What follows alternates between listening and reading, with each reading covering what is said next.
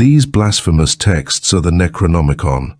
It was written by the mad Arab al-Hazrad himself and was found in the possession of a desert-dwelling Sufi tribe in Upper Egypt. It contains forbidden knowledge and unholy incantations. You have been warned.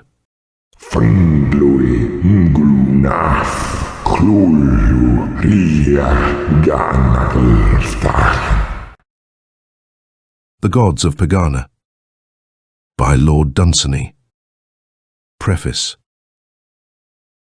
In the mists before the beginning, fate and chance cast lots to decide whose the game should be, and he that won strode through the mists to Mana-Yud-Sushai and said, "Now make gods for me, for I have won the cast, and the game is to be mine."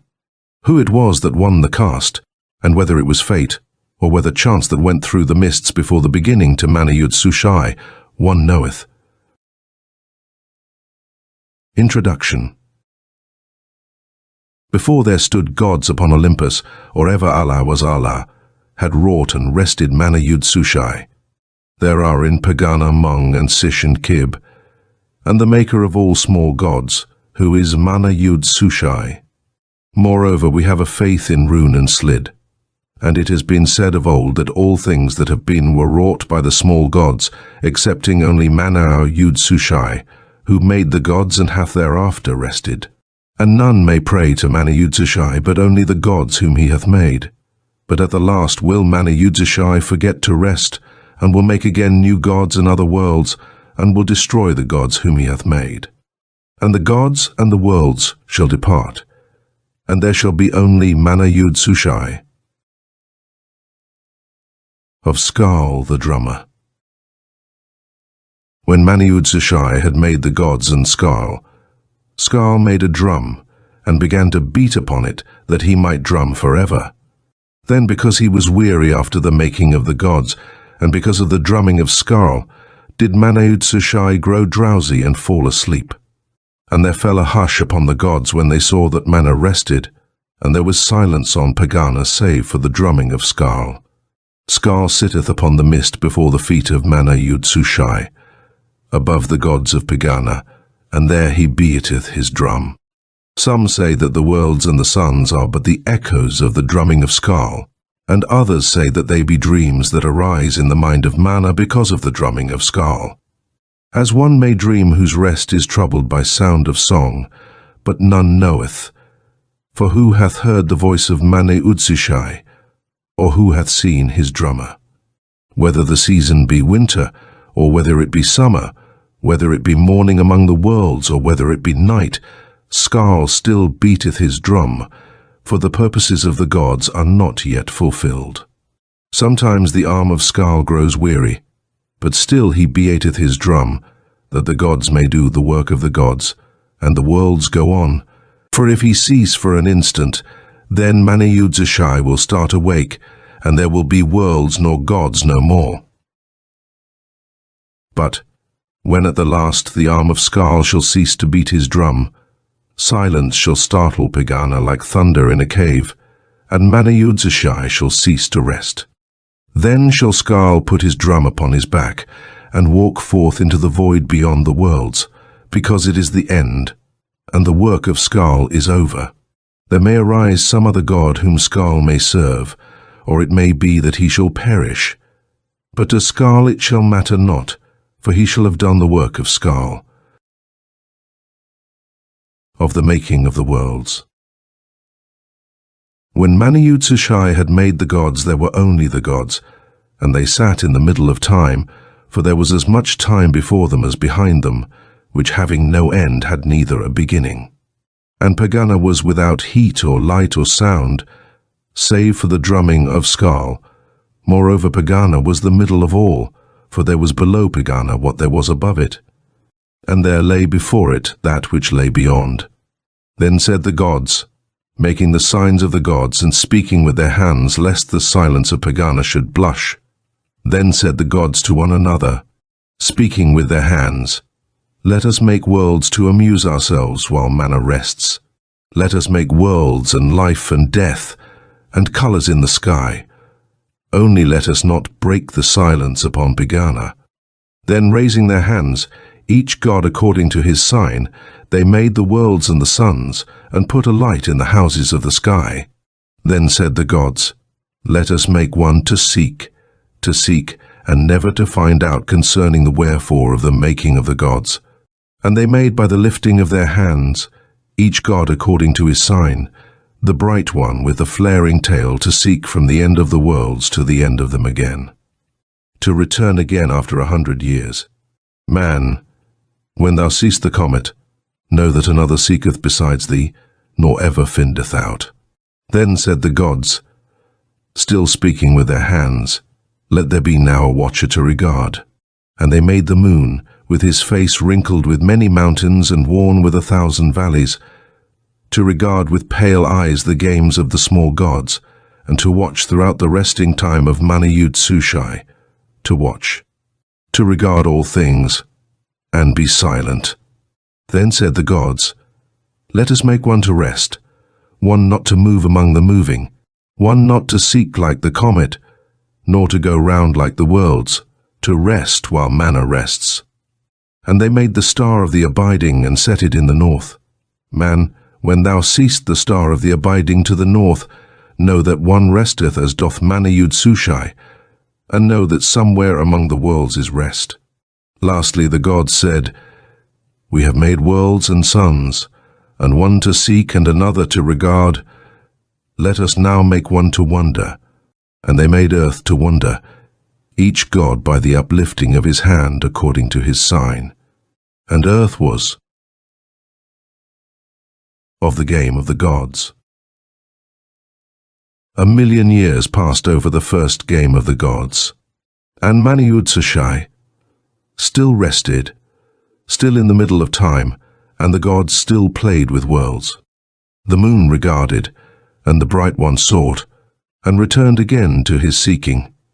Then Kib grew weary of the first game of the gods, and raised his hand in Pegana, making the sign of Kib, and earth became covered with beasts for Kib to play with. And Kib played with beasts. But the other gods said one to another, speaking with their hands, "What is it that Kib has done?"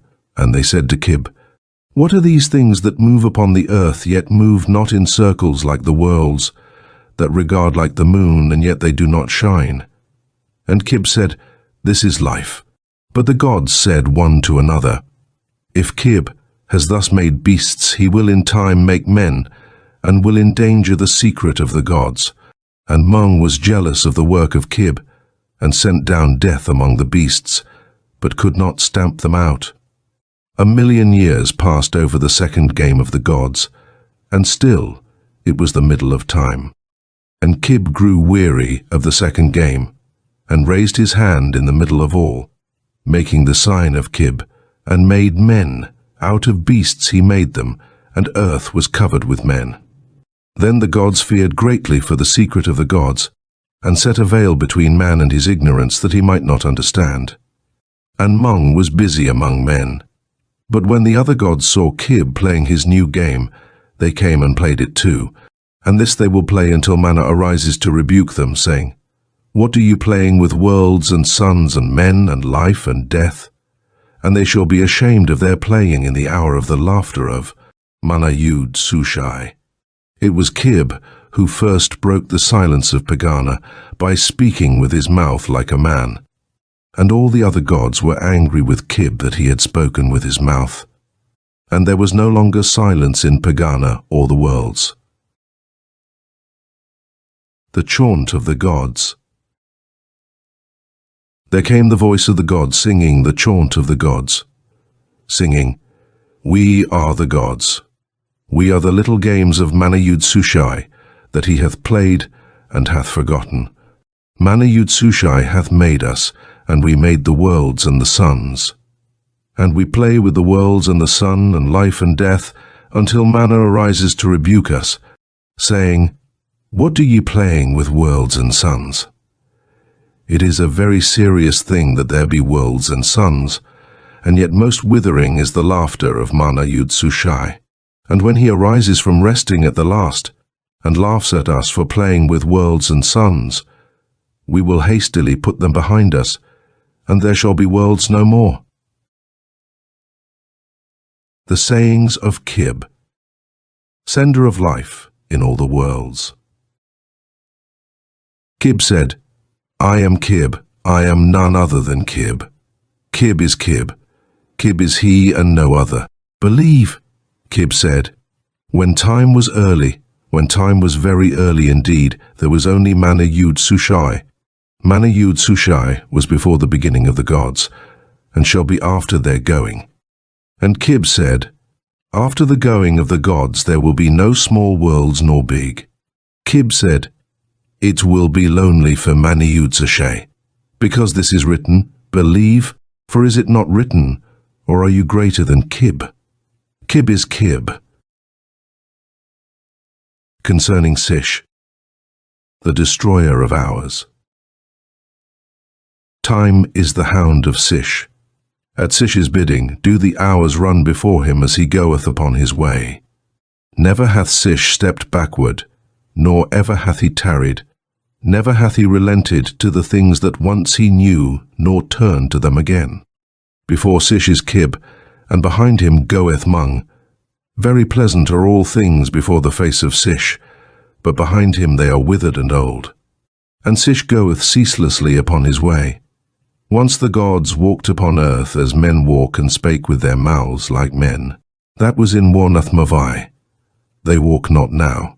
And Yoharneth-Lahai was a garden fairer than all the gardens upon earth. Kib was propitious, and Mung raised not his hand against it, neither did Sish assail it with his hours. Yoharneth-Lahai lieth in a valley, and looketh towards the south, and on the slopes of it Sish rested among the flowers when Sish was young. Then Sish went forth into the world to destroy its cities, and to provoke his hours to assail all things, and to batter against them with the rust and with the dust. And time, which is the hound of Sish, devoured all things, and Sish sent up the ivy and fostered weeds, and dust fell from the hand of Sish and covered stately things. Only the valley where Sish rested when he and Time were young, did Sish not provoke his hours to assail. There he restrained his old hound Time, and at its borders Mung withheld his footsteps. Yoharneth-Lahai still lieth looking towards the south, a garden among gardens, and still the flowers grow about its slopes as they grew when the gods were young, and even the butterflies live in Yoharneth-Lahai still. For the minds of the gods relent towards their earliest memories, who relent not otherwise at all. Yoharneth-Lahai still lieth looking towards the south, but if thou shouldst ever find it, thou art then more fortunate than the gods, because they walk not in Yoharneth-Lahai now. Once did the prophet think that he discerned it in the distance beyond mountains, a garden exceeding fair with flowers, but Sish arose, and pointed with his hand, and set his hound to pursue him, who hath followed ever since. Time is the hound of the gods, but it hath been said of old that he will one day turn upon his masters, and seek to slay the gods, excepting only Mana Yud Sushai, whose dreams are the gods themselves, dreamed long ago. The sayings of Slid, whose soul is by the sea. Slid said, let no man pray to Mana Yud Sushai, for who shall trouble Mana with mortal woes, or irk him with the sorrows of all the houses of earth? Nor let any sacrifice to Mana Yud Sushai, for what glory shall he find in sacrifices or altars who hath made the gods themselves? Pray to the small gods, who are the gods of doing. But Mana is the god of having done, the god of having done, and of the resting. Pray to the small gods, and hope that they may hear thee. Yet what mercy should the small gods have, who themselves made death and pain? Or shall they restrain their old hound Time for thee? Slid is but a small god, yet Slid is Slid, it is written and hath been said. Pray thou therefore to Slid, and forget not Slid, and it may be that Slid will not forget to send thee death when most thou needest it. And the people of earth said, there is a melody upon the earth as though 10,000 streams all sang together for their homes that they had forsaken in the hills.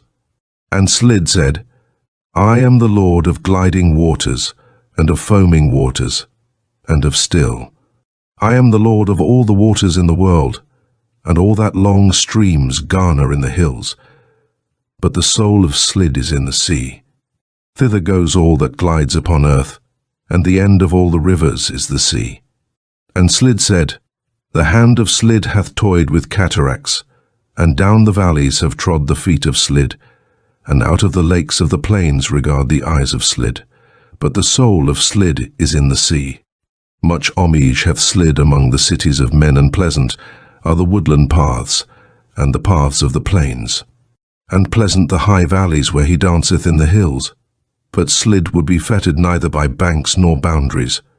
So the soul of Slid is in the sea, for there may Slid repose beneath the sun, and smile at the gods above him with all the smiles of Slid, and be a happier god than those who sway the worlds, whose work is life and death. There may he sit and smile, or creep among the ships, or moan and sigh round islands in his great content, the miser lord of wealth in gems and pearls beyond the telling of all fables. Or there may he, when Slid would fain exult, throw up his great arms, or toss with many a fathom of wandering hair the mighty head of Slid, and cry aloud tumultuous dirges of shipwreck, and feel through all his being the crashing might of Slid, and sway the sea. Then doth the sea, like venturous legions on the eve of war that exult to acclaim their chief, gather its force together from under all the winds, and roar and follow and sing and crash together to vanquish all things, and all at the bidding of Slid, whose soul is in the sea. There is ease in the soul of Slid, and there be calms upon the sea. Also there be storms upon the sea, and troubles in the soul of Slid, for the gods have many moods. And Slid is in many places, for he sitteth in high Pegana. Also along the valleys walketh Slid, wherever water moveth, or lieth still. But the voice and the cry of Slid are from the sea. And to whoever that cry hath ever come he must needs follow and follow, leaving all stable things, only to be always with Slid in all the moods of Slid, to find no rest until he reaches the sea.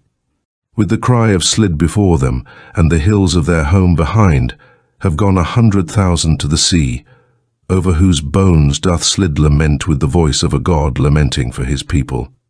Even the streams from the inner lands have heard Slid's far-off cry, and all together have forsaken lawns and trees to follow where Slid is gathering up his own, to rejoice where Slid rejoices.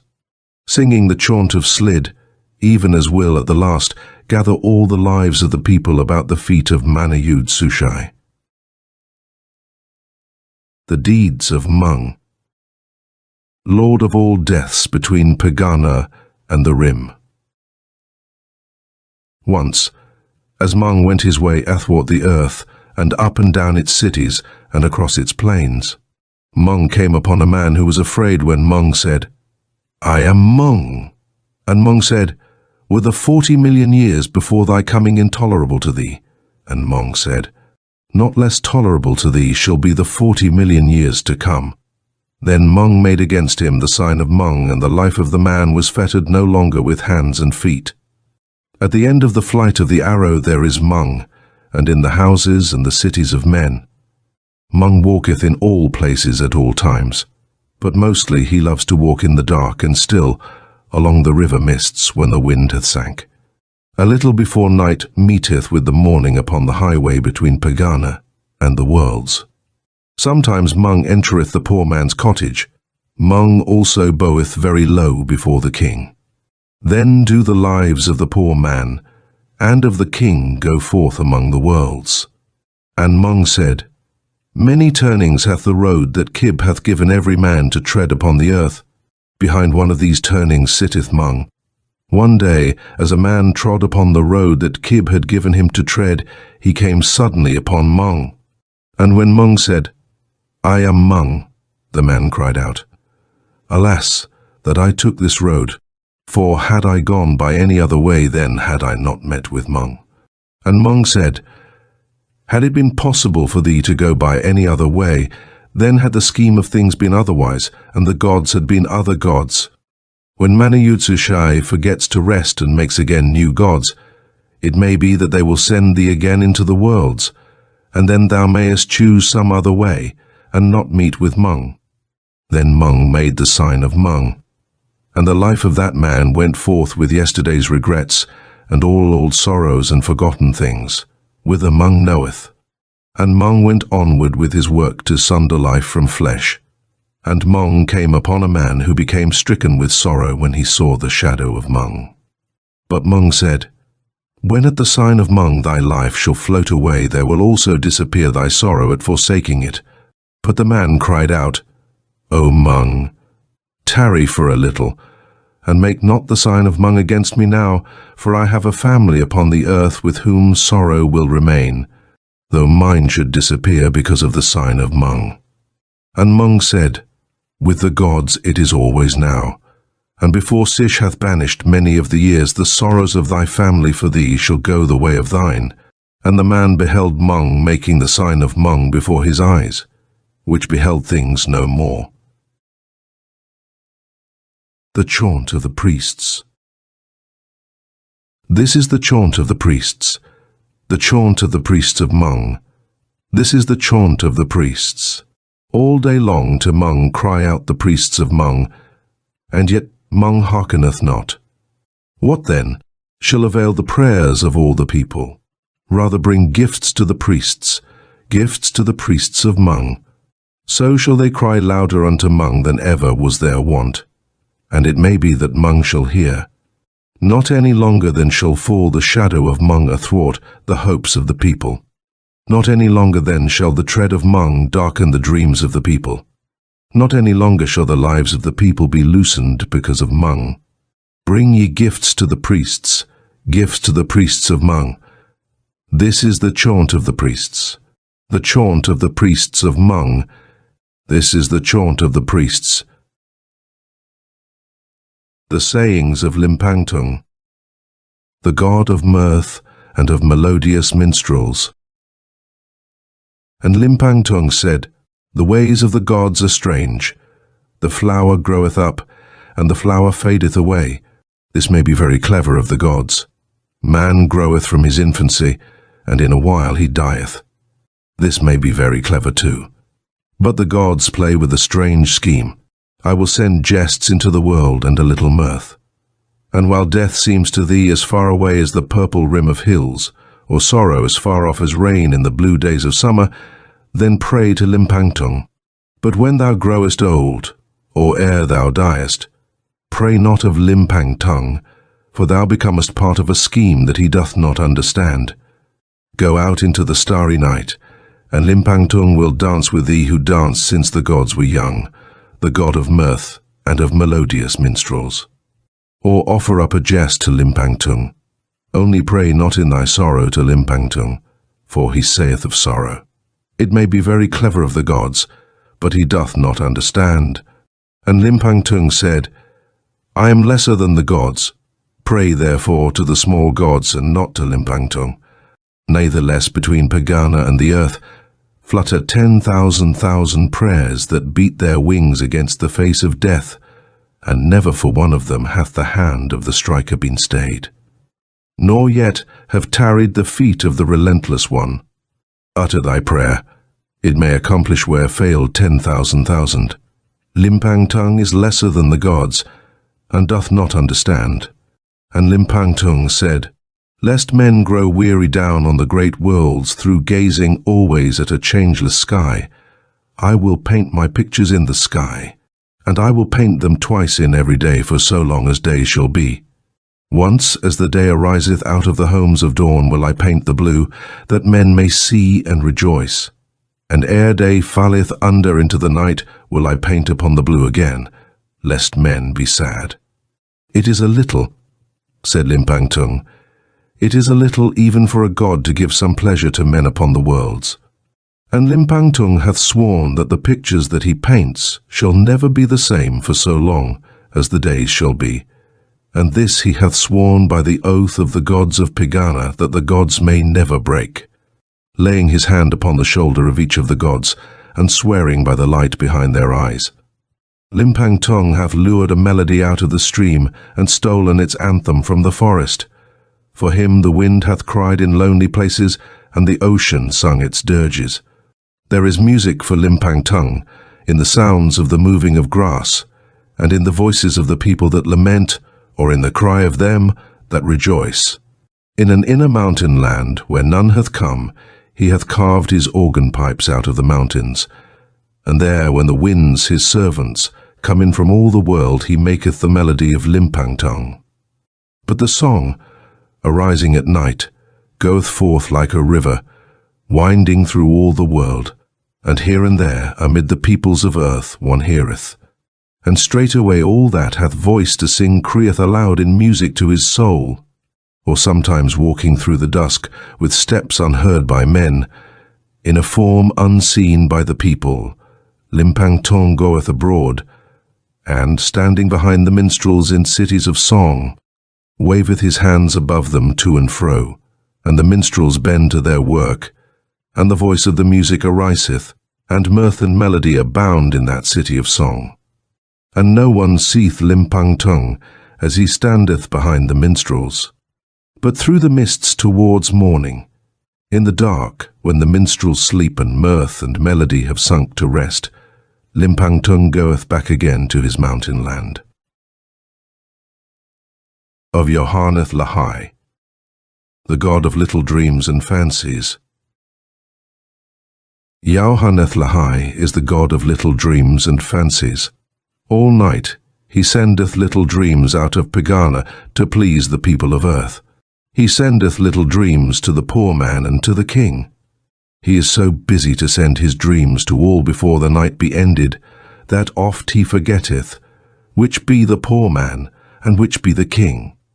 To whom Yoharneth-Lahai cometh not with little dreams and sleep, he must endure all night the laughter of the gods, with highest mockery, in Pegana. All night long Yoharneth-Lahai giveth peace to cities until the dawn hour and the departing of Yoharneth-Lahai, when it is time for the gods to play with men again. Whether the dreams and the fancies of Yoharneth-Lahai be false, and the things that are done in the day be real, or the things that are done in the day be false, and the dreams and the fancies of Yoharneth-Lahai be true, none knoweth saving only Mani-Udsushai, who hath not spoken. Of Roon, the god of going, and the 1,000 home gods.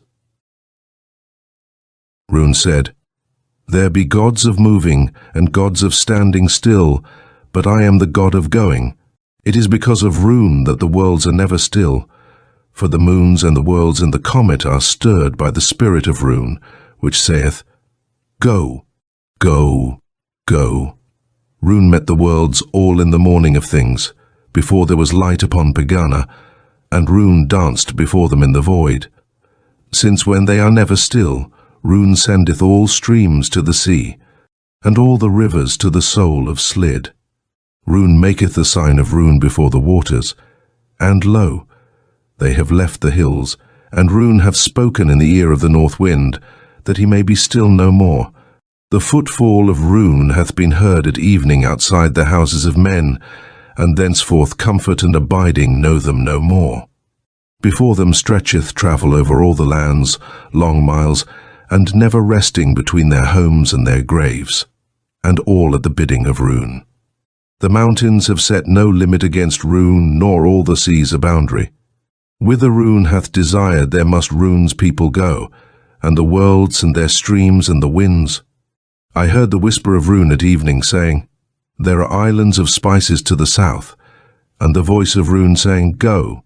And Roon said, There are 1,000 home gods, the little gods that sit before the hearth and mind the fire. There is one Roon. Roon saith in a whisper when none heareth, when the sun is low, What doeth Mani-Udsushai? Roon is no god that thou mayest worship by thy hearth, nor will he be benignant to thy home. Offer to Roon thy toiling and thy speed, whose incense is the smoke of the campfire to the south, whose song is the sound of going, whose temples stand beyond the farthest hills in his lands behind the east. Yarinarith, Yarinarith, Yarinarith, which signifieth beyond.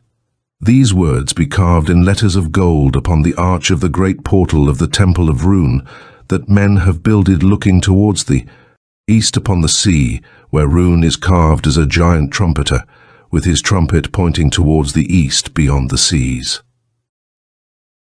Whoso heareth his voice, the voice of Roon at evening, he at once forsaketh the home gods that sit beside the hearth. These be the gods of the hearth: Pitsu, who stroketh the cat, Hobith, who calms the dog, and Habaniah, the lord of glowing embers, and little Zumbibu, the lord of dust, and old Grabon, who sits in the heart of the fire to turn the wood to ash. All these be home gods, and live not in Pegana, and be lesser than Roon. There is also Kilolugung, the lord of a rising smoke, who taketh the smoke from the hearth and sendeth it to the sky, who is pleased if it reacheth Pegana, so that the gods of Pegana, speaking to the gods, say, There is Kilo-Olugung doing the work on earth of Kilo-Olugung. All these are gods so small that they be lesser than men, but pleasant gods to have beside the hearth, and often men have prayed to Kilo-Olugung, saying, Thou whose smoke ascendeth to Pegana, send up with it our prayers, that the gods may hear. And Kilo-Olugung, who is pleased that men should pray, stretches himself up all grey and lean, with his arms above his head, and sendeth his servant the smoke to seek Pegana, that the gods of Pegana may know that the people pray. And Jabim is the lord of broken things, who sitteth behind the house to lament the things that are cast away.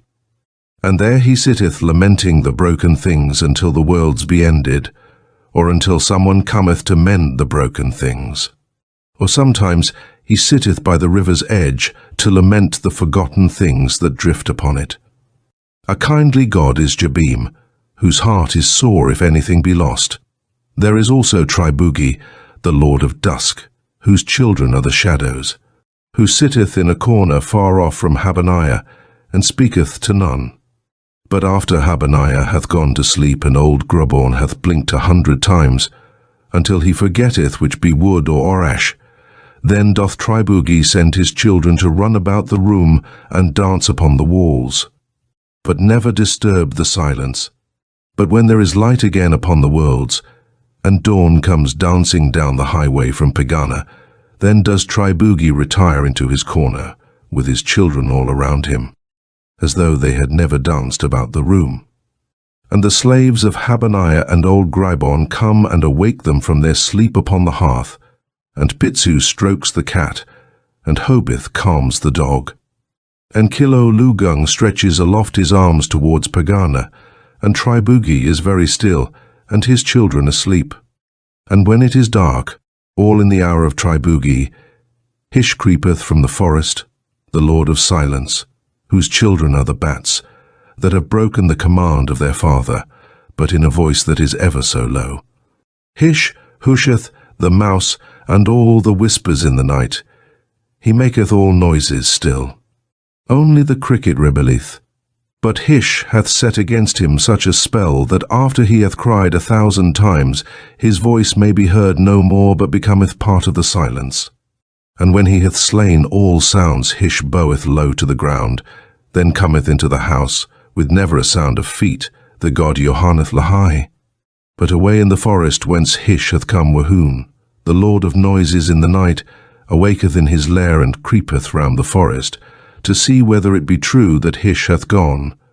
Then in some glade, Wohoon lifts up his voice and cries aloud, that all the night may hear, that it is he, Wohoon, who is abroad in all the forest.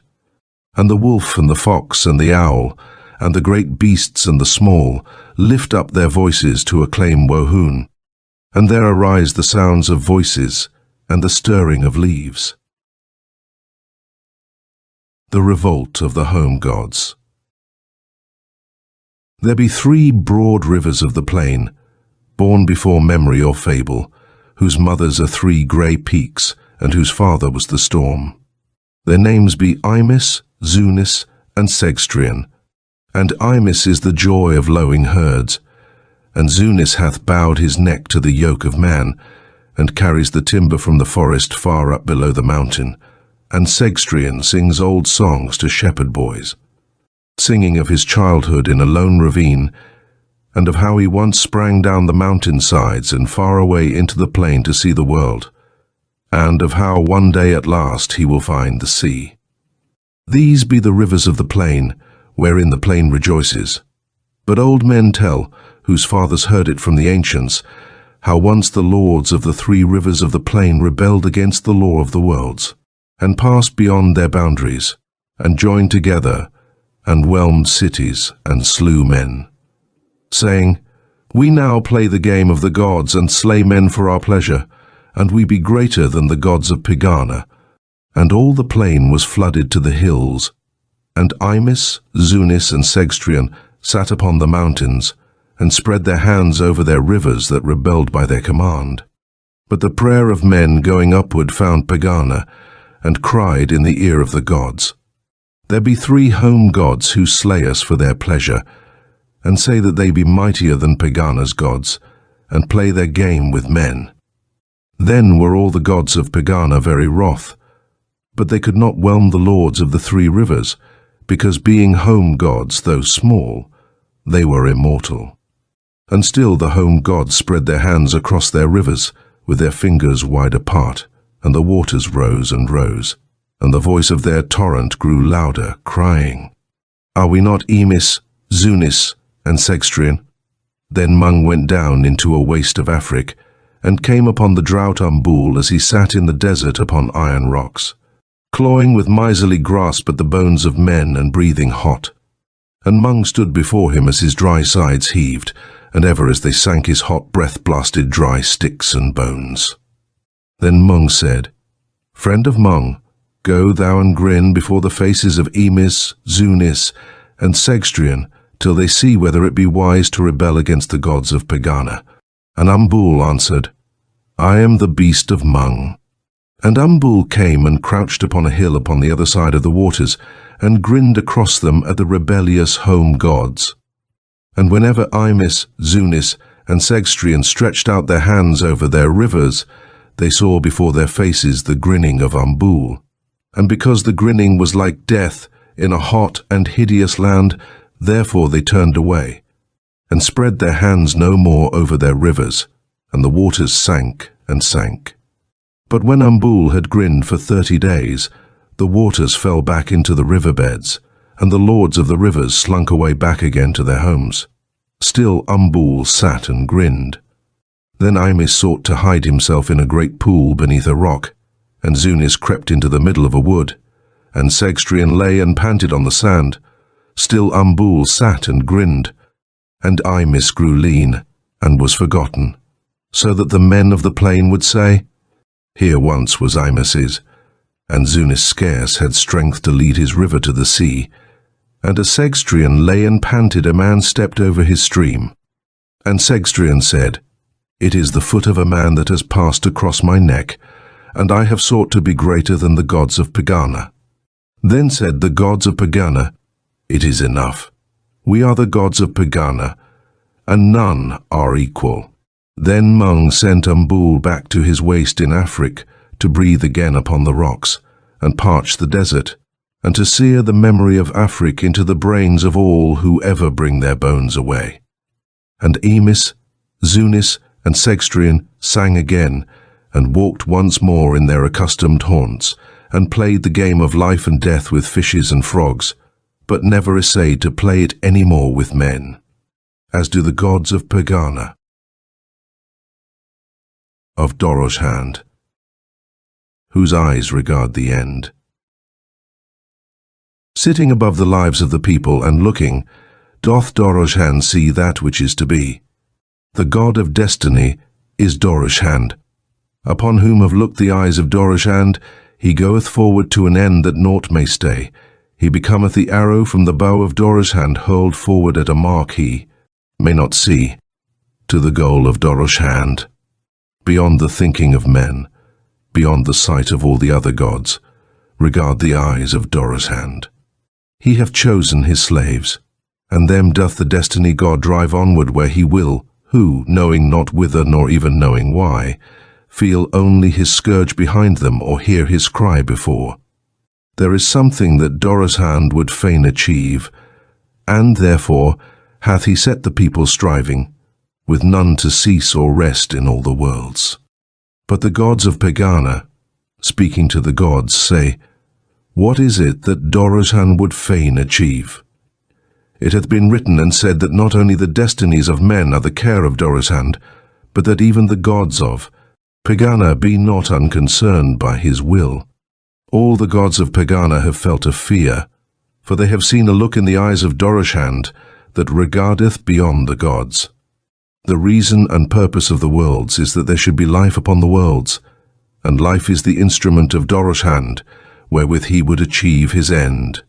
Therefore the worlds go on, and the rivers run to the sea, and life ariseth and flieth even in all the worlds, and the gods of Pegāna do the work of the gods, and all for Dorozhand. But when the end of Dorozhand hath been achieved, there will be need no longer of life upon the worlds, nor any more a game for the small gods to play.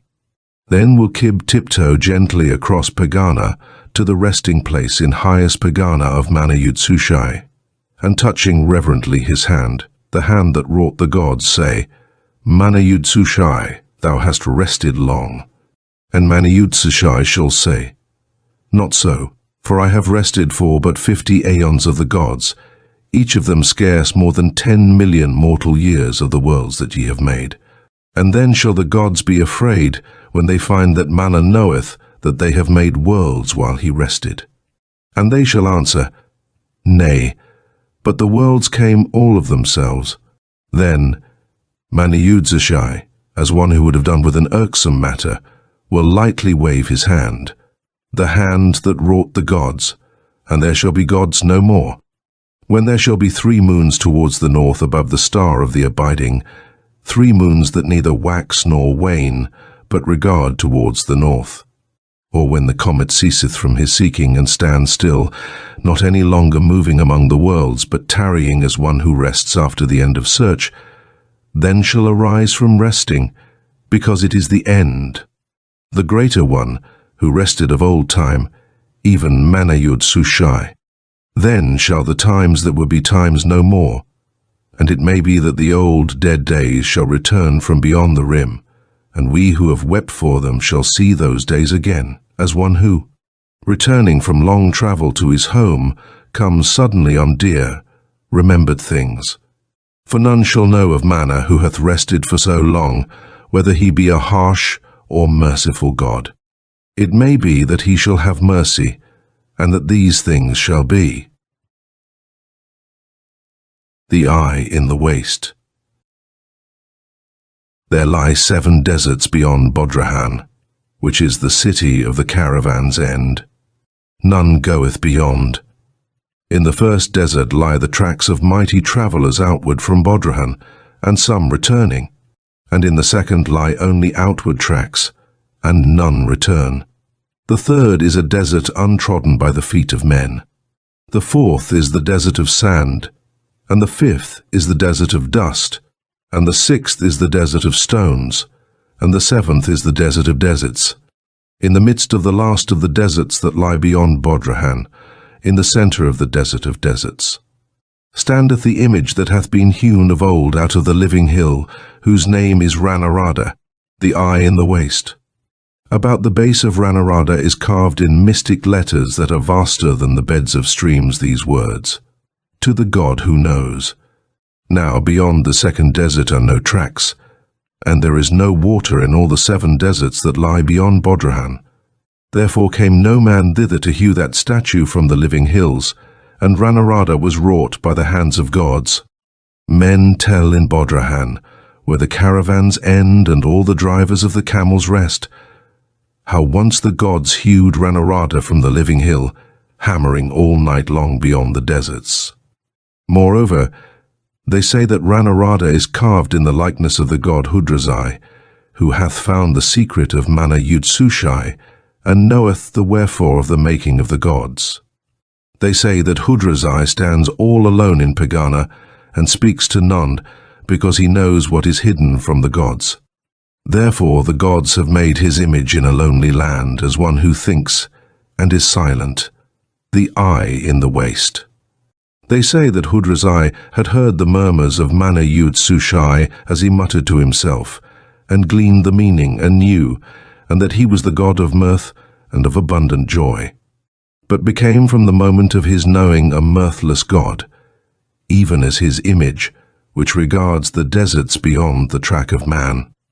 But the camel drivers, as they sit and listen to the tales of the old men in the marketplace of Bodrahan, at evening, while the camels rest, say, "If Hudrasai is so very wise and yet is sad, let us drink wine and banish wisdom to the wastes that lie beyond Bodrahan.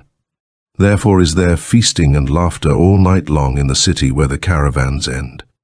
All this the camel drivers tell when the caravans come in from Bodrahan, but who shall credit tales that camel drivers have heard from aged men in so remote a city?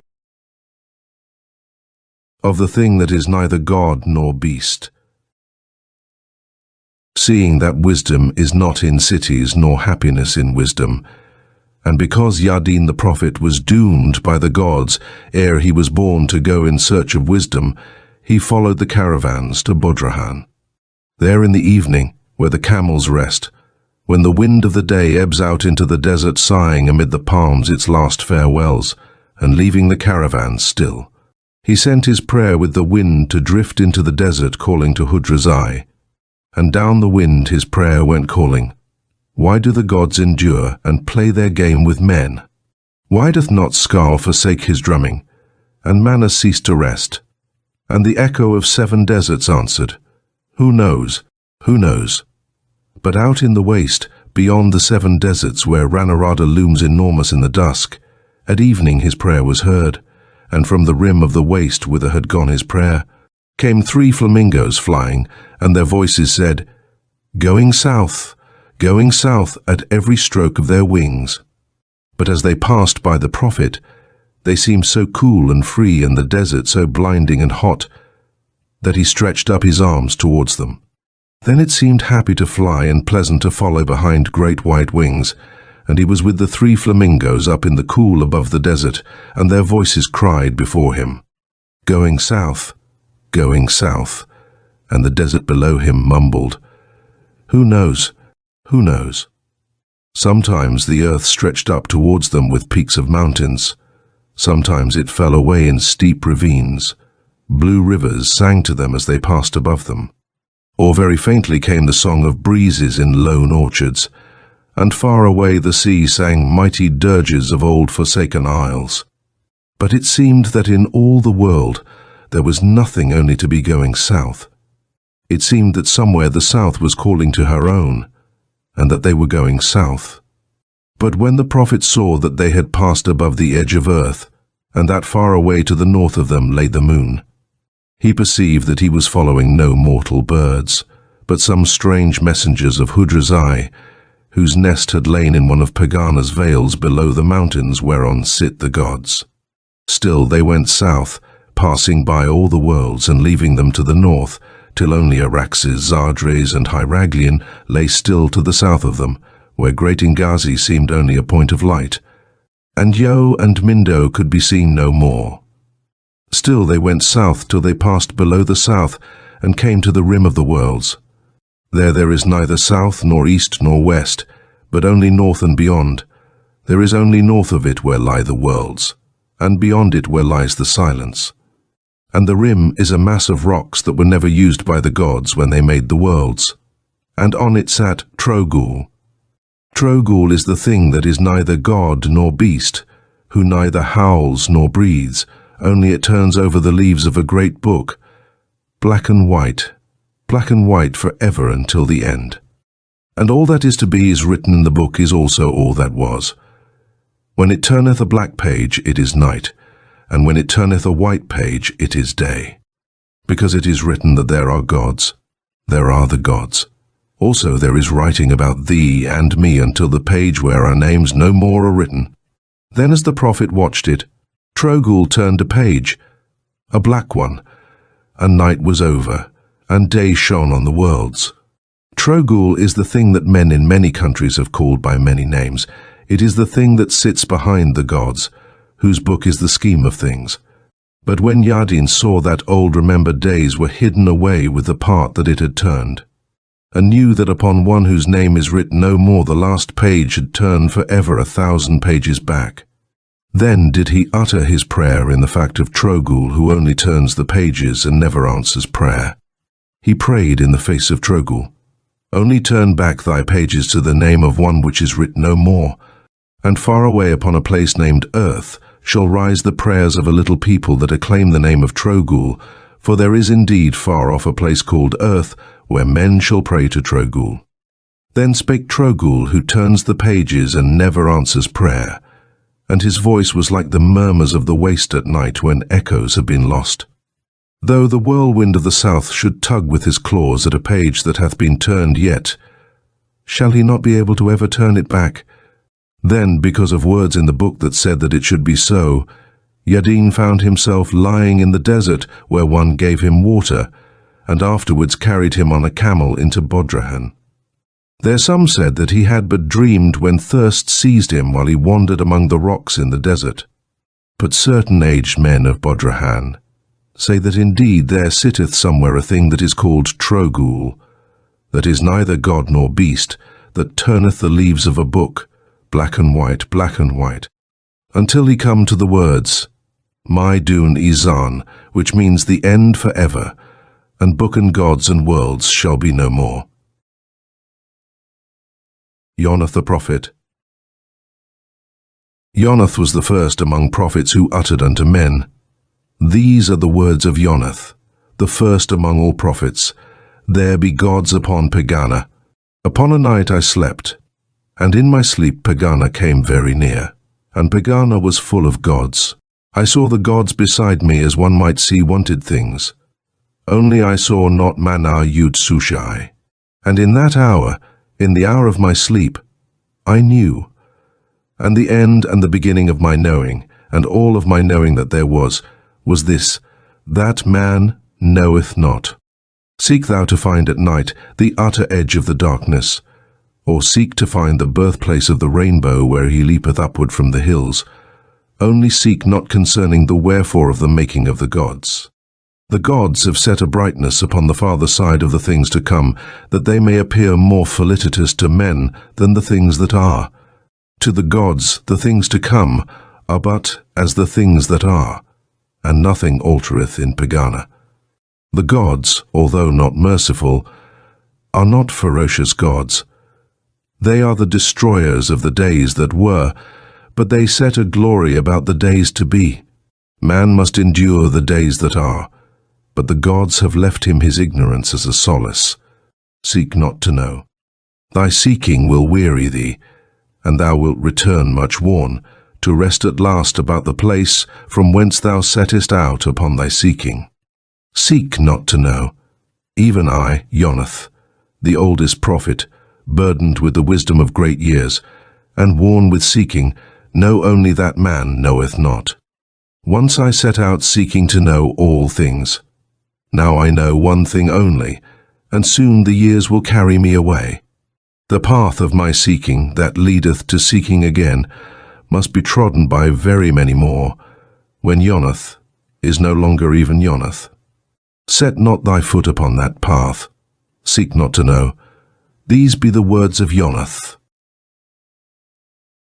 Yug the Prophet. When the years had carried away Yonath, and Yonath was dead, there was no longer a prophet among men. And still men sought to know. Therefore they said unto Yug, Be thou our prophet, and know all things, and tell us concerning the wherefore of it all. And Yug said, I know all things. And men were pleased. And Yug said of the beginning that it was in Yug's own garden, and of the end that it was in the sight of Yug.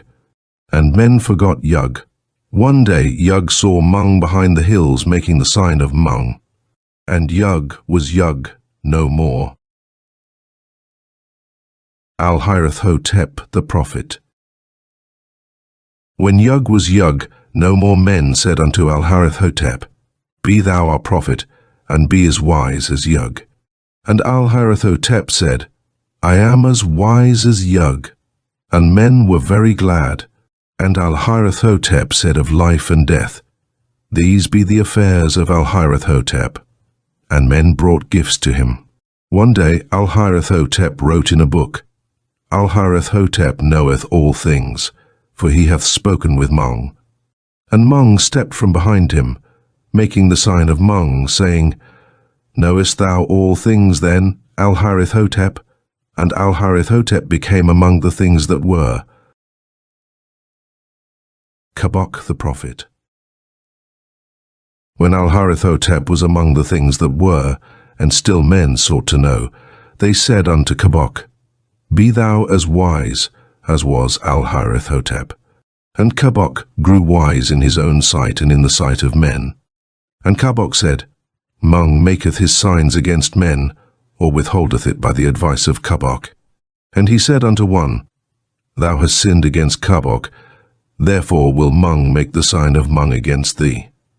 And to another, Thou hast brought Kabok gifts, therefore shall Mung forbear to make against thee the sign of Mung. One night as Kabok fattened upon the gifts that men had brought him, he heard the tread of Mung treading in the garden of Kabok about his house at night. And because the night was very still, it seemed most evil to Kabok that Mung should be treading in his garden, without the advice of Kabok, about his house at night. And Kabok, who knew all things, grew afraid, for the treading was very loud and the night still, and he knew not what lay behind the back of Mung, which none had ever seen. But when the morning grew to brightness, and there was light upon the worlds, and Mung trod no longer in the garden, Kabok forgot his fears, and said, Perhaps it was but a herd of cattle that stampeded in the garden of Kabok. And Kabok went about his business, which was that of knowing all things, and telling all things unto men, and making light of Mung.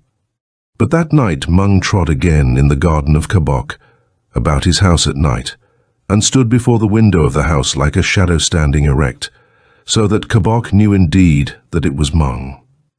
And a great fear fell upon the throat of Kabok, so that his speech was hoarse, and he cried out, Thou art Mung.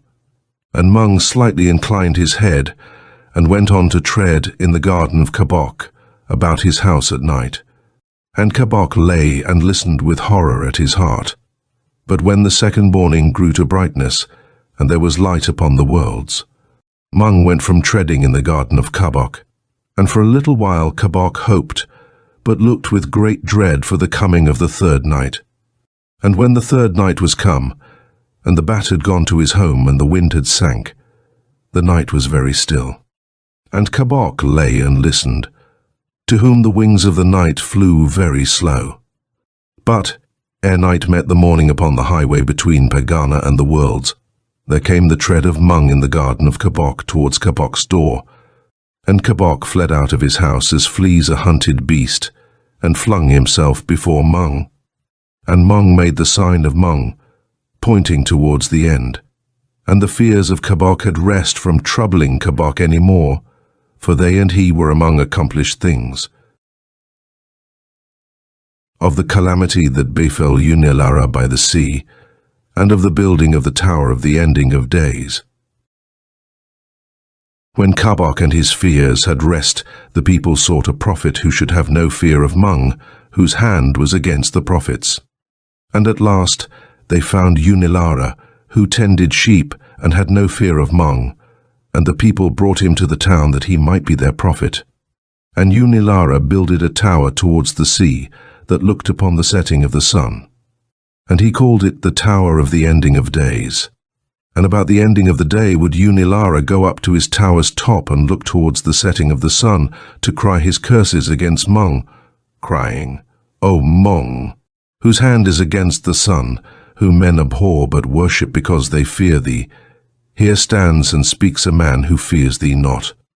Assassin, lord of murder and dark things, abhorrent, merciless, make thou the sign of Mung against me when thou wilt, but until silence settles upon my lips because of the sign of Mung. I will curse Mung to his face. And the people in the street below would gaze up with wonder towards Yunilara, who had no fear of Mung, and brought him gifts. Only in their homes after the falling of the night would they pray again with reverence to Mung. But Mung said, "Shall a man curse a god?" And still Mung came not nigh to Yunilara as he cried his curses against Mung from his tower towards the sea. And Sish throughout the worlds hurled time away, and slew the hours that had served him well, and called up more out of the timeless waste that lieth beyond the worlds, and drave them forth to assail all things. And Sish cast a whiteness over the hairs of Yunilara, and ivy about his tower, and weariness over his limbs, for Mung passed by him still. And when Sish became a god less durable to Yunilara than ever Mung hath been, he ceased at last to cry from his tower's top his curses against Mung whenever the sun went down. Till there came the day when weariness of the gift of Kib fell heavily upon Yunilara. Then from the tower of the ending of days did Yunilara cry out thus to Mung, crying, "O Mung, O loveliest of the gods, O Mung, most dearly to be desired, thy gift of death is the heritage of man, with ease and rest and silence, and returning to the earth. Kib giveth but toil and trouble, and Sish, he sendeth regrets with each of his hours wherewith he assails the world. Yoharneth-Lahai cometh nigh no more. I can no longer be glad with Limpang-Tung. When the other gods forsake him, a man hath only Mung." But Mung said, "Shall a man curse a god?" And every day and all night long did Yunilara cry aloud, "Ah, now for the hour of the mourning of many, and the pleasant garlands of flowers and the tears, and the moist, dark earth. Ah, for repose down underneath the grass, where the firm feet of the trees grip hold upon the world, where never shall come the wind that now blows through my bones, and the rain shall come warm and trickling. Not driven by storm, where is the easeful falling asunder of bone from bone in the dark?" Thus prayed Yunilara, who had cursed in his folly and youth, while never heeded Mung. Still from a heap of bones that are Yunilara still, lying about the ruined base of the tower that once he builded, goes up a shrill voice with the wind crying out for the mercy of Mung, if any such there be, of how the gods whelmed Sidith. There was dole in the valley of Sidith. For 3 years there had been pestilence, and in the last of the 3 a famine. Moreover, there was imminence of war. Throughout all Sidith men died night and day within the temple of all the gods save one. For none may pray to Mana-Yud-Sushai. Did the priests of the gods pray hard? For they said, "For a long while a man may hear the droning of little insects, and yet not be aware that he hath heard them. So may the gods not hear our prayers at first, until they have been very oft repeated. But when your praying has troubled the silence long, it may be that some god, as he strolls in Pegāna's glades, may come on one of our lost prayers, that flutters like a butterfly tossed in storm when all its wings are broken. Then if the gods be merciful, they may ease our fears in Sidith, or else they may crush us, being petulant gods. And so we shall see trouble in Sidith no longer, with its pestilence and dearth and fears of war. But in the 4th year of the pestilence, and in the 2nd year of the famine, and while still there was imminence of war, came all the people of Sidith to the door of the temple of all the gods save one, where none may enter but the priests, but only leave gifts and go. And there the people cried out, "O high prophet of all the gods save one, priest of Kib, priest of Sish, and priest of Mung, teller of the mysteries of Dorozhand, receiver of the gifts of the people, and Lord of prayer, what doest thou within the temple of all the gods save one?" And Abrin-Hadith, who was the high prophet, answered, "I pray for all the people." But the people answered, "O high prophet of all the gods save one, priest of Kib, priest of Sish, and priest of Mung, teller of the mysteries of Dorozhand, receiver of the gifts of the people, and Lord of prayer. For 4 long years hast thou prayed with the priests of all thine order, while we brought ye gifts and died. Now therefore, since they have not heard thee in 4 grim years, thou must go and carry to their faces the prayer of the people of Sidith, when they go to drive the thunder to his pasture upon the mountain, Agrinorn, or else there shall no longer be gifts upon thy temple door, whenever falls the dew, that thou and thine order may fatten. Then thou shalt say before their faces, O all the gods save one, lords of the worlds, whose child is the eclipse, take back thy pestilence from Sidith. For ye have played the game of the gods too long with the people of Sidith, who would fain have done with the gods. Then in great fear answered the high prophet, saying, What if the gods be angry and whelm Sidith? And the people answered, Then are we sooner done with pestilence and famine and the imminence of war. That night the thunder howled upon Agrinorn, which stood a peak above all others in the land of Sidith. And the people took Arbrin-Hadith from his temple, and drave him to Agrinorn. For they said, There walked tonight upon the mountain all the gods save one. And Arbrin-Hadith went trembling to the gods. Next morning, white and frightened from Agrinorn, came Arbrin-Hadith back into the valley, and there spake to the people, saying, The faces of the gods are iron, and their mouths set hard. There is no hope from the gods. Then said the people, Thou shalt go to Mana-Yud-Sushai, to whom no man may pray. Seek him upon Agrinorn, where it lifts clear into the stillness before morning, and on its summit, where all things seem to rest, surely there rests also Mana-Yud-Sushai. Go to him and say, Thou hast made evil gods, and they smite Sidith. Perchance he hath forgotten all his gods, or hath not heard of Sidith. Thou hast escaped the thunder of the gods. Surely thou shalt also escape the stillness of Mana-Yud-Sushai. Upon a morning when the sky and lakes were clear, and the world still, and Agrinorn was stiller than the world, Arbrin-Hadith crept in fear towards the slopes of Agrinorn, because the people were urgent. All that day men saw him climbing. At night he rested near the top. But ere the morning of the day that followed, such as rose early saw him in the silence, a speck against the blue, stretch up his arms upon the summit to Mana-Yud-Sushai. Then instantly they saw him not, nor was he ever seen of men again, who had dared to trouble the stillness of Mana-Yud-Sushai. Such as now speak of Sidith tell of a fierce and potent tribe that smote away a people in a valley enfeebled by pestilence, where stood a temple to all the gods save one, in which was no high priest. Of how Imbaun became high prophet in Aradec of all the gods save one. Imbaun was to be made high prophet in Aradec of all the gods save one. From Ardra, Rudra, and the lands beyond came all high prophets of the earth to the temple in Aradec of all the gods save one. And then they told Imbaun how the secret of things was upon the summit of the dome of the hall of night, but faintly writ, and in an unknown tongue. Midway in the night, between the setting and the rising sun, they led Imbaun into the hall of night, and said to him, chaunting all together, Imbaun, Imbaun, Imbaun, look up to the roof, where is writ the secret of things, but faintly, and in an unknown tongue. And Imbaun looked up, but darkness was so deep within the hall of night, that Imbaun saw not even the high prophets who came from Ardra, Rudra, and the lands beyond, nor saw he aught in the hall of night at all. Then called the high prophets, What seest thou, Imbaun? And Imbaun said, I see naught. Then called the high prophets, What knowest thou, Imbaun? And Imbaun said, I know naught. Then spake the high prophet of Eelde of all the gods save one, who is first on earth of prophets.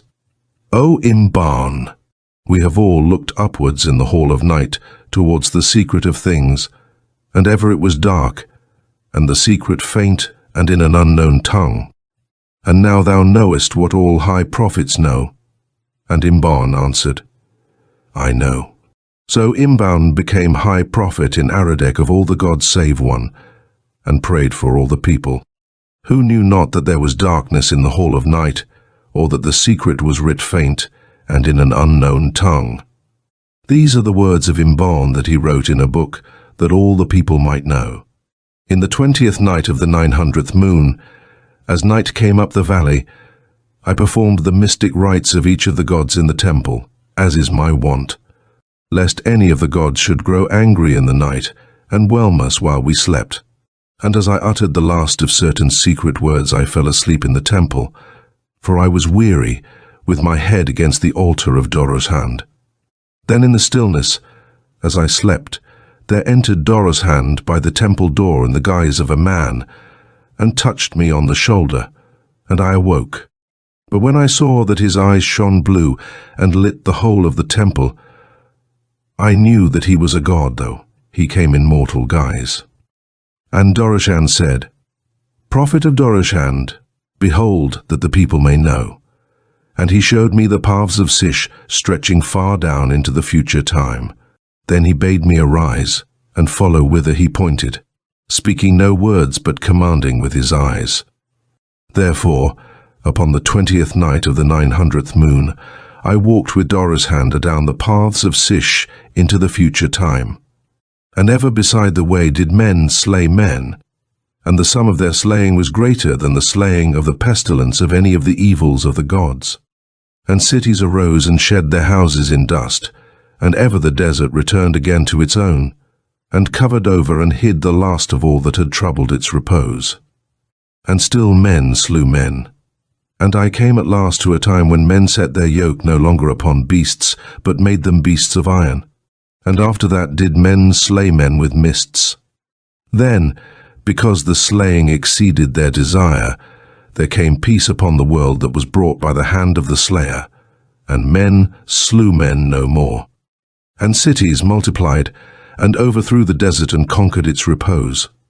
And suddenly I beheld that the end was near, for there was a stirring above Pegana, as of one who grows weary of resting, and I saw the hound time crouch to spring, with his eyes upon the throats of the gods, shifting from throat to throat, and the drumming of Skarl grew faint. And if a god may fear, it seemed that there was fear upon the face of Dorozhand, and he seized me by the hand, and led me back along the paths of time that I might not see the end. Then I saw cities rise out of the dust again and fall back into the desert whence they had arisen. And again I slept in the temple of all the gods save one, with my head against the altar of Dorozhand. Then again the temple was alight, but not with light from the eyes of Dorozhand. Only dawn came all blue out of the east and shone through the arches of the temple. Then I awoke, and performed the morning rites and mysteries of all the gods save one, lest any of the gods be angry in the day and take away the sun. And I knew that because I who had been so near to it had not beheld the end, that a man should never behold it or know the doom of the gods. This they have hidden.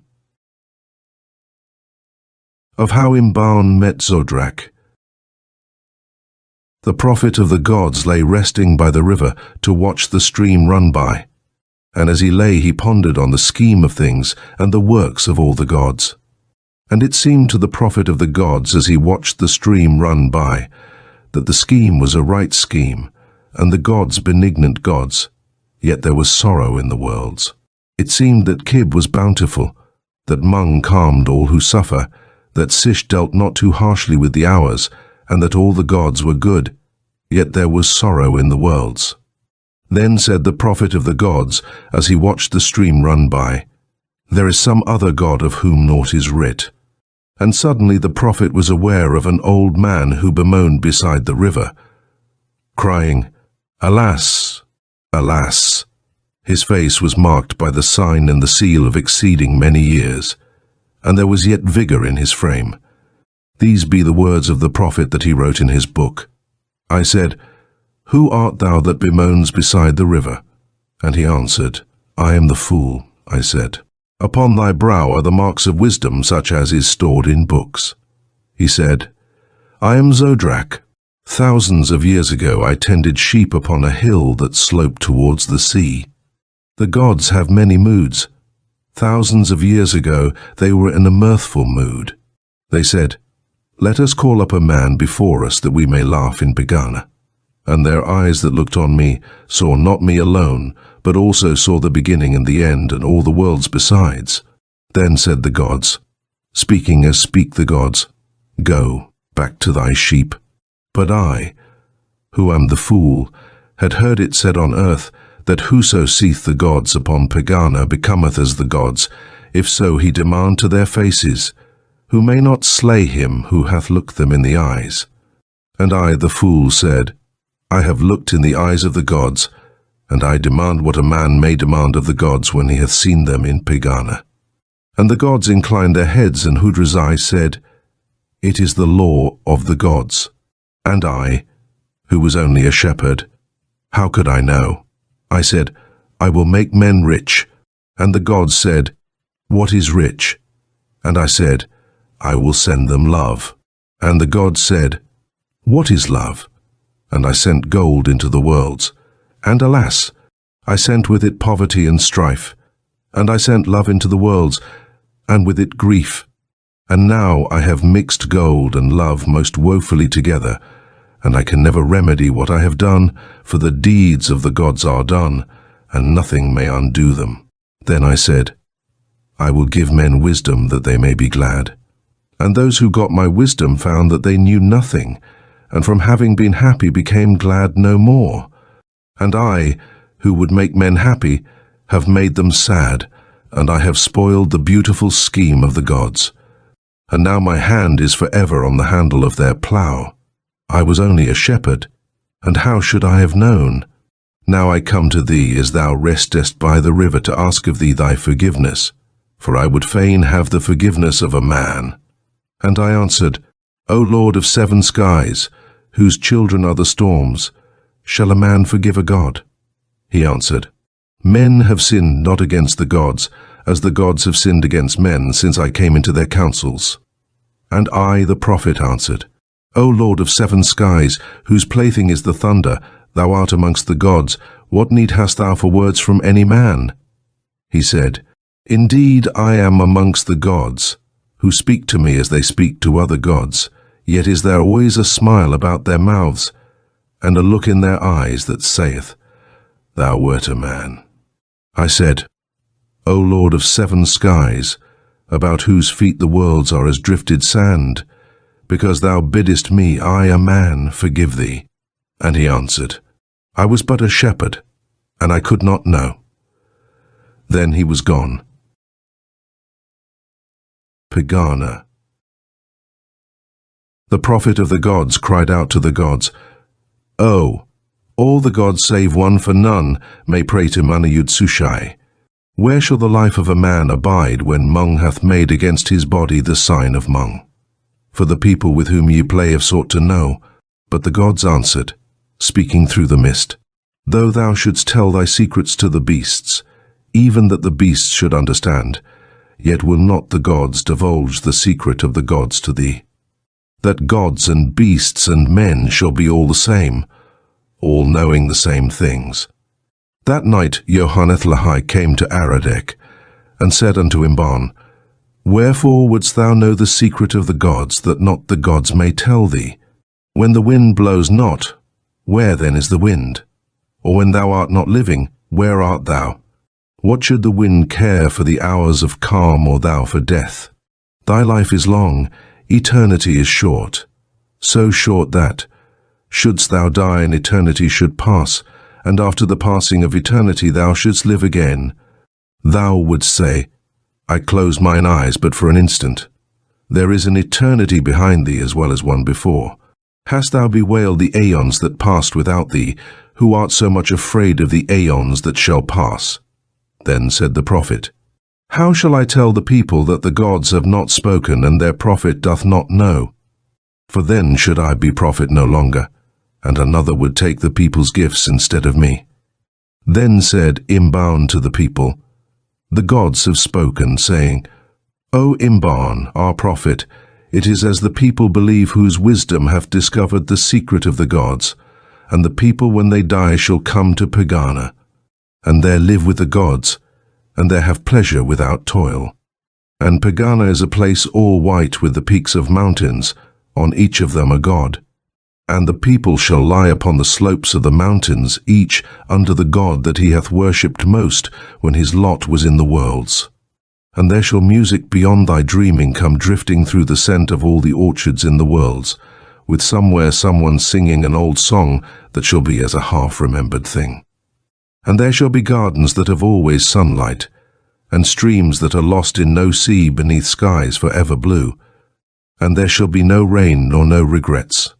Only the roses that in highest Pegana have achieved their prime shall shed their petals in showers at thy feet. And only far away on the forgotten earth shall voices drift up to thee that cheered thee in thy childhood about the gardens of thy youth. And if thou sighest for any memory of earth because thou hearest unforgotten voices, then will the gods send messengers on wings to soothe thee in Pegana, saying to them, There one Sidith who hath remembered earth. And they shall make Pegana more seductive for thee still. And they shall take thee by the hand, and whisper in thine ear till the old voices are forgot. And besides, the flowers of Pegana there shall have climbed by then, until it hath reached to Pegana the rose that clambered about the house where thou wast born. Thither shall also come the wandering echoes of all such music as charmed thee long ago. Moreover, as thou sittest on the orchard lawns that clothe Pegana's mountains, and as thou hearkenest to melody that sways the souls of the gods, there shall stretch away far down beneath thee the great unhappy earth, till gazing from rapture upon sorrows, thou shalt be glad that thou wert dead. And from the three great mountains that stand aloof, and over all the others, Grimbal, Zebul, and Trehigobal, shall blow the wind of the morning and the wind of all the day, borne upon the wings of all the butterflies that have died upon the worlds, to cool the gods and Pegana. Far through Pegana a silvery fountain, lured upward by the gods from the central sea, shall fling its waters aloft, and over the highest of Pegana's peaks, above Trehogobol, shall burst into gleaming mists, to cover highest Pegana, and make a curtain about the resting place of Mana-Yud-Sushai. Alone, still and remote below the base of one of the inner mountains, lieth a great blue pool. Whoever looketh down into its waters may behold all his life that was upon the worlds and all the deeds that he hath done. None walk by the pool, and none regard its depths, for all in Pegana have suffered, and all have sinned some sin, and it lieth in the pool. And there is no darkness in Pegana, for when night hath conquered the sun, and stilled the worlds, and turned the white peaks of Pegana into grey, then shine the blue eyes of the gods like sunlight on the sea, where each god sits upon his mountain. And at the last, upon some afternoon, perhaps in summer, shall the gods say, speaking to the gods, What is the likeness of Mana-Yud-Sushai, and what the end? And then shall Mana-Yud-Sushai draw back with his hand the mists that cover his resting, saying, This is the face of Mana-Yud-Sushai, and this the end. Then said the people to the prophet, Shall not black hills draw round in some forsaken land, to make a veil-wide cauldron wherein the molten rock shall seethe and roar, and where the crags of mountains shall be hurled upward to the surface and bubble and go down again, that there our enemies may boil forever? And the prophet answered, It is writ large about the bases of Pegana's mountains, upon which sit the gods. Thine enemies are forgiven. The sayings of Imbaun. The prophet of the gods said, Yonder beside the road there sitteth a false prophet, and to all who seek to know the hidden days he saith, Upon the morrow the king shall speak to thee as his chariot goeth by. Moreover, all the people bring him gifts, and the false prophet hath more to listen to his words than hath the prophet of the gods. Then said Imbaun, What knoweth the prophet of the gods? I know only that I and men know naught concerning the gods or aught concerning men. Shall I, who am their prophet, tell the people this. For wherefore have the people chosen prophets, but that they should speak the hopes of the people, and tell the people that their hopes be true? The false prophet saith, Upon the morrow the king shall speak to thee. Shall not I say, Upon the morrow the gods shall speak with thee as thou restest upon Pegana? So shall the people be happy, and know that their hopes be true who have believed the words that they have chosen a prophet to say. But what shall know the prophet of the gods, to whom none may come to say, Thy hopes are true, for whom none may make strange signs before his eyes to quench his fear of death, for whom alone the chaunt of his priests availeth naught. The prophet of the gods hath sold his happiness for wisdom, and hath given his hopes for the people. Said also Imbaun, When thou art angry at night, observe how calm be the stars, and shall small ones rail when there is such a calm among the great ones? Or when thou art angry by day, regard the distant hills, and see the calm that doth adorn their faces. Shalt thou be angry while they stand so serene? Be not angry with men, for they are driven as thou art by Dorozhand. Do bullocks goad one another on whom the same yoke rests? And be not angry with Dorozhand, for then thou beatest thy bare fingers against iron cliffs. All that is so because it was to be. Rail not, therefore, against what is, for it was all to be. And Imbaun said, The sun ariseth and maketh a glory about all the things that he seeth, and drop by drop he turneth the common dew to every kind of gem. And he maketh a splendour in the hills. And also man is born, and there rests a glory about the gardens of his youth. Both travel afar to do what Dorozhand would have them do. Soon now the sun will set, and very softly come twinkling in the stillness all the stars. Also man dieth, and quietly about his grave will all the mourners weep. Will not his life arise again somewhere in all the worlds? Shall he not again behold the gardens of his youth, or does he set to end? Of how Imbaun spake of death to the king. There trod such pestilence in Aradec that the king, as he looked abroad out of his palace, saw men die. And when the king saw death, he feared that one day even the king should die. Therefore he commanded guards to bring before him the wisest prophet that should be found in Aradec. Then heralds came to the temple of all the gods save one, and cried aloud, having first commanded silence, crying, Razahan, king over Aradec, prince by right of Ildun and Ildorn, and prince by conquest of Pathia, Ezek and Ajan, lord of the hills, to the high prophet of all the gods save one sends salutations. Then they bore him before the king. The king said unto the prophet, O prophet of all the gods save one, shall I indeed die? And the prophet answered, O king, thy people may not rejoice for ever, and some day the king will die. And the king answered, This may be so, but certainly thou shalt die. It may be that one day I shall die, but till then the lives of the people are in my hands. Then guards led the prophet away, and there arose prophets in Aradec who spake not of death to kings. Of Ud. Men say that if thou comest to Sundari, beyond all the plains, and shalt climb to his summit, before thou art seized by the avalanche which sitteth always on his slopes, that then there lie before thee many peaks, and if thou shalt climb these, and cross their valleys, of which there be 7, and also 7 peaks, thou shalt come at last to the land of forgotten hills, where amid many valleys and white snow there standeth the great temple of one God only. Therein is a dreaming prophet who doeth naught, and a drowsy priesthood about him. These be the priests of Mana-Yud-Sushai. Within the temple it is forbidden to work, also it is forbidden to pray. Night differeth not from day within its doors. They rest as Mana rests. And the name of their prophet is Ud. Ud is a greater prophet than any of all the prophets of earth. And it hath been said by some that were Ud and his priests, to pray chaunting all together, and calling upon Mana-Yud-Sushai, that Mana-Yud-Sushai would then awake. For surely he would hear the prayers of his own prophet.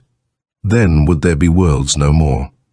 There is also another way to the land of forgotten hills, which is a smooth road and a straight, that lies through the heart of the mountains.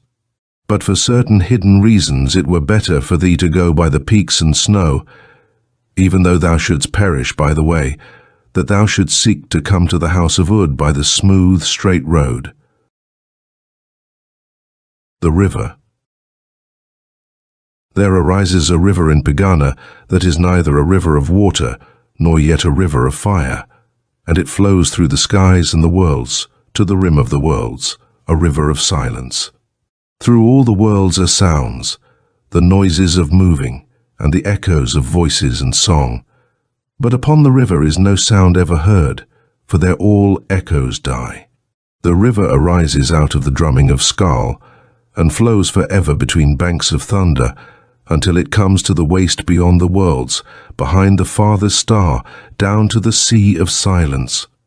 I lay in the desert beyond all cities and sounds, and above me flowed the river of silence through the sky, and on the desert's edge night fought against the sun, and suddenly conquered. Then on the river I saw the dream-built ship of the god Yoharneth-Lahai, whose great prow lifted grey into the air above the river of silence. Her timbers were olden dreams dreamed long ago, and poets' fancies made her tall, straight masts, and her rigging was wrought out of the people's hopes. Upon her deck were rowers with dream-made oars, and the rowers were the people of men's fancies, and princes of old story, and people who had died, and people who had never been. These swung forward and swung back to row Yoharneth-Lahai through the worlds with never a sound of rowing. Forever on every wind float up to Pegana the hopes and the fancies of the people which have no home in the worlds, and there Yoharneth-Lahai weaves them into dreams, to take them to the people again. And every night in his dream-built ship Yoharneth-Lahai setteth forth, with all his dreams on board, to take again their old hopes back to the people, and all forgotten fancies. But ere the day comes back to her own again, and all the conquering armies of the dawn hurl their red lances in the face of the night, Yoharneth-Lahai leaves the sleeping worlds, and rows back up the river of silence, that flows from Pegana into the sea of silence that lies beyond the worlds. And the name of the river is Imbaun, the river of silence. All they that be weary of the sound of cities, and very tired of clamour, creep down in the night time to Yoharneth-Lahai's ship, and going aboard it, among the dreams and the fancies of old times, lie down upon the deck, and pass from sleeping to the river, while Mung, behind them, makes the sign of Mung, because they would have it so. And, lying there upon the deck among their own remembered fancies, and songs that were never sung, and they drift up Imbaun ere the dawn, where the sound of the cities comes not, nor the voice of the thunder is heard, nor the midnight howl of pain as he gnaws at the bodies of men, and far away and forgotten bleat the small sorrows that trouble all the worlds. But where the river flows through Pegana's gates, between the great twin constellations Yum and Gotham, where Yum stands sentinel upon the left and Gotham upon the right, there sits Sirami, the lord of all forgetting. And, when the ship draws near, Sirami looketh with his sapphire eyes into the faces and beyond them of those that were weary of cities, and as he gazes, as one that looketh before him remembering naught, he gently waves his hands. And amid the waving of Sirami's hands there fall from all that behold him all their memories, save certain things that may not be forgotten even beyond the worlds. It hath been said that when Skarl ceases to drum, and Mani-Udzashai awakes, and the gods of Pegana know that it is the end, that then the gods will enter galleons of gold, and with dream-born rowers glide down Imbaun, who knows whither or why, till they come where the river enters the silent sea, and shall there be gods of nothing, where nothing is, and never a sound shall come. And far away upon the river's banks shall bay their old hound time, that shall seek to rend his masters, while Mani-Udzashai shall think some other plan concerning gods and worlds. The bird of doom and the end. For at the last shall the thunder, fleeing to escape from the doom of the gods, roar horribly among the worlds, and Time, the hound of the gods, shall bay hungrily at his masters, because he is lean with age. And from the innermost of Pegāna's vales shall the bird of doom, Mosan, whose voice is like the trumpet, soar upward with boisterous beatings of his wings above Pegāna's mountains and the gods, and there with his trumpet voice acclaim the end. Then in the tumult, and amid the fury of their hound, the gods shall make for the last time in Pegāna the sign of all the gods, and go with dignity and quiet down to their galleons of gold, and sail away down the river of silence, not ever to return. Then shall the river overflow its banks, and a tide come setting in from the silent sea, till all the worlds and the skies are drowned in silence, while Mana Yud Sushai in the middle of all sits deep in thought. And the hound time, when all the worlds and cities are swept away whereon he used to raven, having no more to devour, shall suddenly die.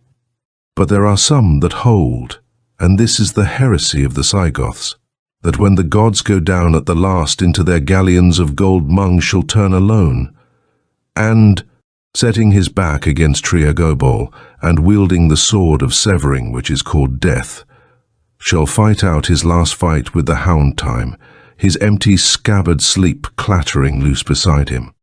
There under Triagobol they shall fight alone when all the gods are gone. And the Saigoths say that for 2 days and nights the hound shall leer and snarl before the face of Mung days and nights that shall be lit by neither sun nor moons. For these shall go dipping down the sky with all the worlds as the galleons glide away, because the gods that made them are gods no more. And then shall the hound, springing, tear out the throat of Mung, who, making for the last time the sign of Mung, shall bring down death crashing through the shoulders of the hound. And in the blood of time that sword shall rust away. Then shall Maniud-Zushai be all alone, with neither death nor time, and never the hours singing in his ears, nor the swish of the passing lives. But far away from Pegāna shall go the galleons of gold that bear the gods away, upon whose faces shall be utter calm, because they are the gods knowing that it is the end.